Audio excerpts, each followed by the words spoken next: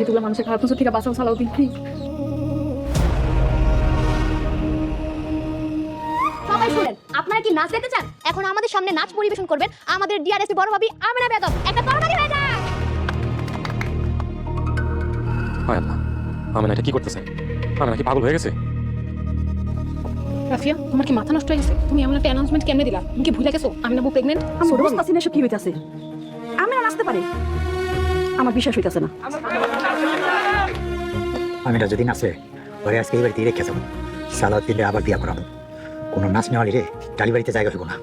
এই জন্যই কইছি পোলা মাইয়া বিয়া করাইতে হলে আগে বংশ যাচাই বাছাই কইরা তারপরে বিয়া করেন। করাইছেন তো কাজের মাইয়া বিয়া, এখন ঠেলা বুঝুন। আমি না তুমি আস্তে করে ঘরে ঢুকে যাও, এদিকে আমি সামাল দিতেছি। আমার শরীরটা কেমন জানি লাগতেছে, অনেক খারাপ লাগতেছে। আসসালামু আলাইকুম বন্ধুরা, আজকের ভিডিওতে আমরা কথা বলবো সত্যের মৃত্যু নেই নাটকের এমন এক পর্ব নিয়ে যেখানে পরিবারের সম্মান, অপমান, ভালোবাসা আর ষড়যন্ত্র একসাথে মিলেমিশে এক ভয়ঙ্কর পরিস্থিতি তৈরি করেছে। আর ভিডিওর শেষ দিকে যা ঘটেছে সেটা দেখলে আপনার মাথা ঘুরে যাবে, তাই ভিডিওটা স্কিপ না করে শেষ পর্যন্ত দেখবেন। গল্পের শুরুতেই আমরা দেখি আমেনা আর সালাহুদ্দিনকে নিয়ে পুরো পরিবার একটা বিয়ের অনুষ্ঠানে যাওয়ার প্রস্তুতি নিচ্ছে। অনেক অপমানের পরও আমেনার খালারা বারবার ফোন করে অনুরোধ করে, তোমরা না আসলে এই আনন্দ অসম্পূর্ণ থেকে যাবে। আমেনা প্রথমে যেতে না চাইলেও পরে সালাহুদ্দিন তাকে বোঝায়, চলো যাই, তারা তাদের মতো থাকুক, আমরা আমাদের মতো থাকি। এই একটা ডায়লগেই বোঝা যায় সালাহুদ্দিন মানুষটা কতটা সহজ সরল। এরপর শুরু হয় বিয়েবাড়ির সবচেয়ে আবেগঘন মুহূর্ত। সাগর নিজের হাতে সালাহুদ্দিনকে সাজিয়ে দেয়। কালো চশমা, নতুন জুতা, সুন্দর জামা পরে সালাহুদ্দিনকে একেবারে হিরোর মতো লাগছিল। কিন্তু মজার ব্যাপার হলো জীবনে প্রথম জুতো পরার কারণে তার পায়ের তলা চুলকাতে থাকে। তখন সাগর বলে, দুলা ভাই, আপনাকে কিন্তু পুরুষ শাকিব খানের মতো লাগতাছে। এই দৃশ্যটা যেমন মজার ছিল তেমনি অনেক আবেগেরও ছিল, কারণ সালাহুদ্দিনের মতো একজন মানুষ এত ছোট ছোট জিনিসেই খুশি হয়ে যায়। কিন্তু বন্ধুরা, সুখের এই পরিবেশের আড়ালেই চলছিল ভয়ঙ্কর ষড়যন্ত্র। বাড়ির কিছু মানুষ বারবার চেষ্টা করছিল যেন সালাহুদ্দিন তার বাবার সামনে যেতে না পারে, কারণ তারা ভয় পাচ্ছিল বাবা ছেলের সম্পর্ক আবার ঠিক হয়ে যেতে পারে। এমনকি আলাউদ্দিনকে দায়িত্ব দেওয়া হয়, খবরদার সালাহুদ্দিন যেন আব্বার ধারে কাছেও না যায়। তারপর আসে সেই কষ্টের দৃশ্য। অনেক দিন পর নিজের বাবাকে সামনে পেয়ে সালাহুদ্দিন কান্না ভেজা গলায় বলে, আব্বা, আমরা কি এত বড় অপরাধ করছি? আপনি কি আমার মুখটাই দেখতে চান না?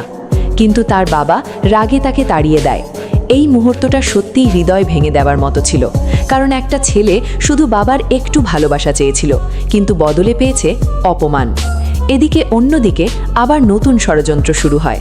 বাড়ির কিছু মানুষ প্ল্যান করে বিয়ের বাড়ির সুযোগে কিভাবে বাড়ির সোনাদানা আর টাকা চুরি করা যায়।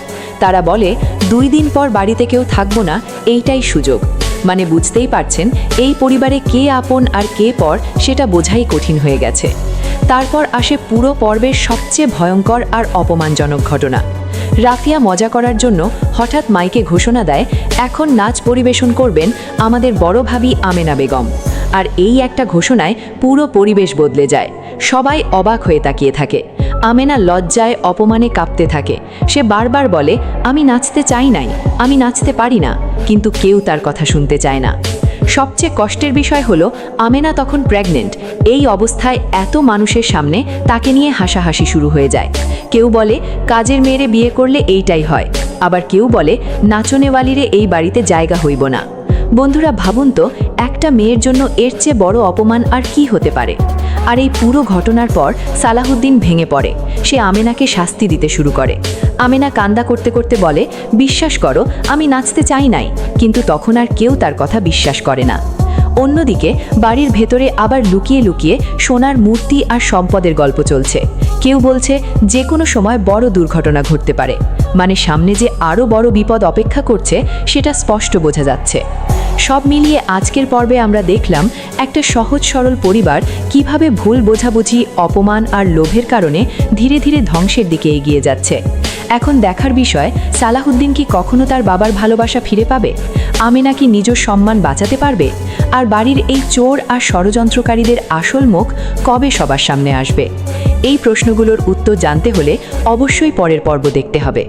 ভিডিওটা ভালো লাগলে লাইক, কমেন্ট আর সাবস্ক্রাইব করতে ভুলবেন না। আল্লাহ হাফেজ।